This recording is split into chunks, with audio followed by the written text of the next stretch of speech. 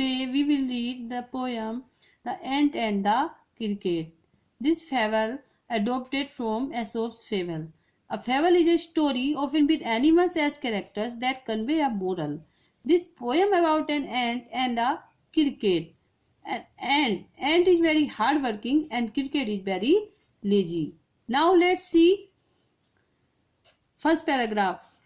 A silly young cricket, accustomed to seeing through the warm, sunny months of gay summers and spring, began to complain when he found that at home his cupboard was empty and winter was come.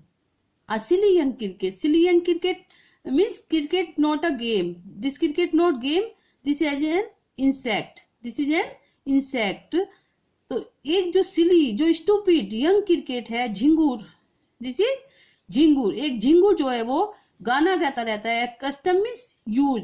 वो गाना गाता रहता है जब गर्म होता है, गर्म बसंत और गर्मियों के महीने में वो गाना गाता रहता है. Cricket begin to complain. और जब वो पाता है अपने घर पर जाता है और अपनी कपबोर्ड को वो खाली देखता है तो वो अपने आप से ही शिकायत करता है. एंड विंटर वाज केम, क्योंकि विंटर आ गए हैं, अब सर्दी आ गई है, अब उसे खाने के लिए कुछ भी नहीं है उसके पास, तो वो उसकी कंप्लेन करता है, अपने आप से ही शिकायत करता है. Now let's read question answers. First question, who was accustomed to singing. कौन गाना गाता रहता है? A silly young cricket. First answer is a silly young cricket accustomed to singing. Second question, who is called foolish in this stanza. इस stanza में who is foolish कौन है? Cricket. Cricket is called foolish in this stanza. Okay students, I hope you understand question and answer. Now let's read second stanza. Not a crumb to be found, not found, it is found on the snow covered ground. Not a flower could he see, not a leaf on a tree. Oh, what will become, says the cricket of me. Cricket says. अब cricket कहता है कि एक भी कोई भी क्रम miss bit of food, भोजन, थोड़ा सा भी भोजन उसने नहीं पाया कहीं पर भी, जमीन पर कहीं पर भी नहीं पाया, क्योंकि on the snow covered ground, ground जो थी वो स्नो कवर्ड थी, बिल्कुल बर्फ से ढकी हुई थी. Note a flower could see, कहीं पर भी उसने फ्लावर नहीं देखा. Note a leaf on a tree, कहीं पर भी किसी भी पेड़ पर उसे कोई भी पत्ती दिखाई नहीं दी. अब वह कहता है वो व्हाट विल बिकम, अब मेरा क्या होगा. ओह मी, अब मेरा क्या होगा, क्योंकि उसके पास कुछ खाने के लिए नहीं है, विंटर आ गई है, तो कहता है अब मेरा क्या होगा. Now let's read questions. Question first, how was the ground at that time. उस समय ग्राउंड जो थी वो कैसी थी? Snow covered. The ground was snow covered at that time. Where could we find a crumb? A crumb could not be found anywhere. Ground, कहीं पर भी उसे नहीं मिला ग्राउंड पर. Yes. Now let's read third paragraph. At last, by starvation and famine made bold, all dripping with wet and all trembling with cold, away he set off to a miserly ant to see if to keep him alive he would grant him shelter from rain and a mouthful of grain. Now cricket says. अब cricket कहता है एटला, अंत में, starvation means death of hunger. अब उसे बहुत ज्यादा वह भूखा है, उसे व्याकुलता हो रही है कि कहीं वह मर ना जाए भूख से. एंड फेमाइन में, इससे वह बहादुर बन गया है और वो इतना गीला हो गया है क्योंकि रेन हो रही है और वो ठंड से कांप भी रहा है. एंड ही सेड, इसलिए वो किसके पास गया?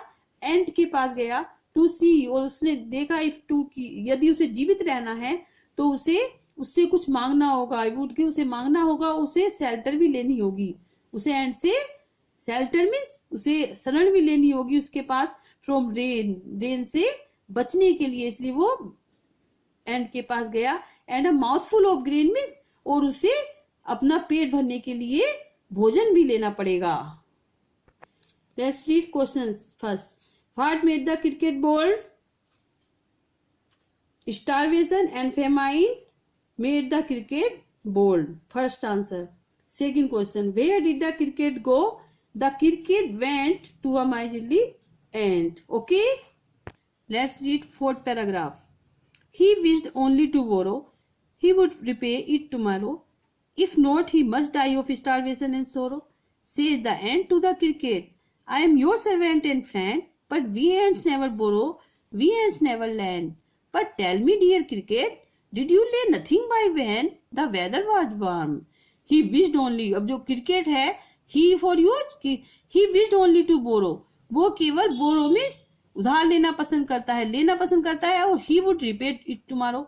repay means और उसको बाद में वापस कर देगा, कि वो अगले दिन वापस कर देगा इसे. इफ नॉट ही मस्ट, यदि ऐसा नहीं हुआ, he must die of it, वो भूख से मर जाएगा, वो भूख से मर जाएगा. वह एंड से कहता है कि वह उसे खाने के लिए कुछ दे दो, वो तुम्हें कल दे देगा, और यदि ऐसा नहीं हुआ, उसने नहीं दिया, तुमने नहीं दिया, तो वह भूख से मर जाएगा. Says the ant to the cricket. अब एंट ने क्रिकेट से कहा, I am your servant and friend, मैं तुम्हारी सर्वेंट हूं और मित्र हूं. बट बी एंड्स नेवर, लेकिन हम जो एंड्स हैं, कि जो एंड्स हैं, कभी वो नहीं लेती और भी और नहीं, ना तो कभी लेती हैं और ना कभी देती हैं, कि वो ना तो कभी लेती हैं और ना कभी लैंड में देती हैं, ना तो वो लोन किसी को कुछ भी देती हैं और ना लेती हैं.